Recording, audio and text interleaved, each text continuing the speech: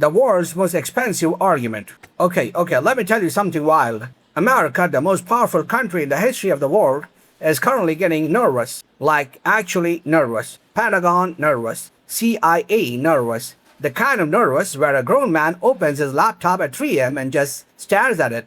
And you want to know what caused this? A letter. A letter. Not a nuclear bomb, not an army crossing a border.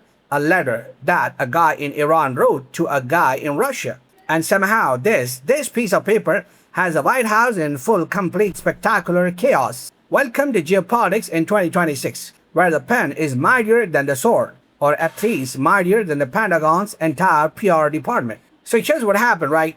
Iran and America have been at war for about 5 months now. 5 months. And for 5 months, America's strategy has basically been, we are America, they'll fold. Classic America move. We are America. That's the whole plan. No backup plan, just wives and aircraft carriers. But then, Iran's supreme leader, Khamenei, does something nobody expected. He doesn't send a message to the UN. He doesn't post on Instagram. He writes a personal letter, old school, seal and everything style. And he doesn't send it to Biden, doesn't send it to Trump, doesn't even send it to the UN Secretary General.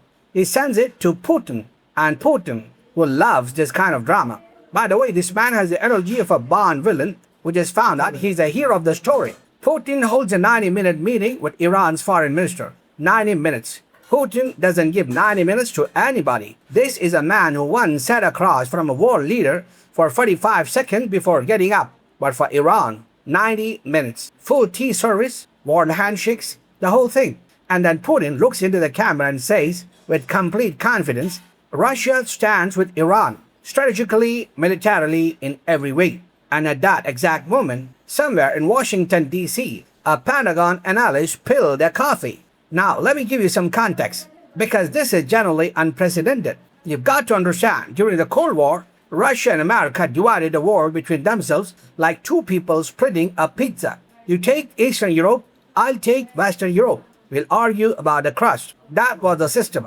And it worked, sort of, in a chaotic, terrifying, could end all human life kind of way. But now you've got Russia, China, and Iran in one corner, and America and Israel in the other corner, and everyone else is just standing to the side, slowly edging toward the exit, saying, this is not our fight. We have meetings, we are very busy. Germany said it, France said it, even NATO, America's most loyal alliance, is basically doing the international relations equivalent of reading a text, typing LOL yeah, and then leaving the person on read. The White House spokesperson was asked directly, what are America's red lines in these negotiations? And she said, I want you to really appreciate this. She said, I don't want to get ahead of the president on this topic. That is a professional way of saying, I have absolutely no idea what is happening and I'm choosing peace.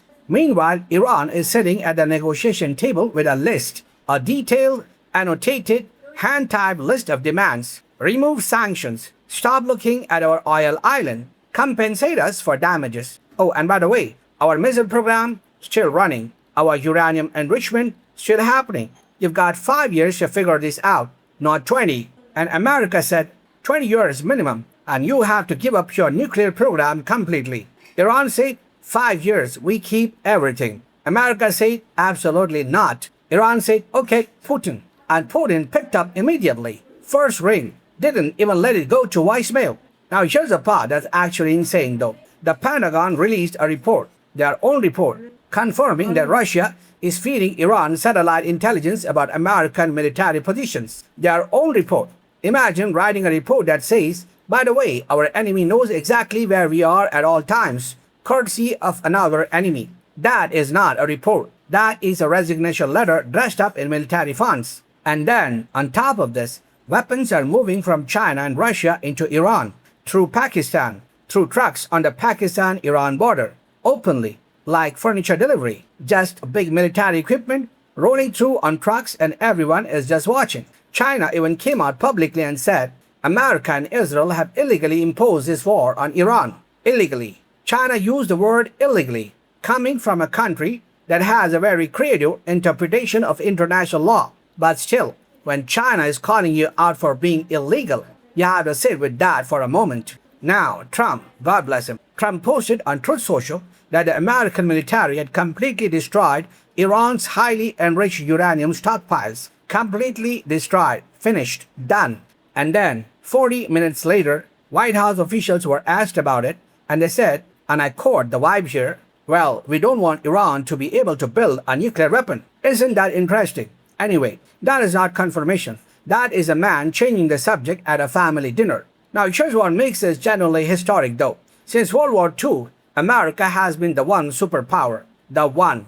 Everyone else was either with America, or scared of America, or pretending to be with America while actually being scared. That was the entire global order. But this Russia-China-Iran alignment over this war right now, this is the first time since the Cold War that there's a real counter-block, a legitimate no. Actually, we disagree, and we have resources and weapons and satellites to back it up kind of disagreement. And that's why the White House is quiet. That's why the Pentagon is writing new reports. That's why CIA is talking to Mossad like two students who realize the night before the exam that they've been studying the wrong chapters. The world is reorganizing itself. And the crazy part, it started with a letter that a man in Tehran wrote to a man in Moscow. And America, with all its power, all its aircraft carriers, all its satellites, is sitting in Washington refreshing the news, wondering, wait, are we the bad guys in this one? Welcome to 2026, everybody.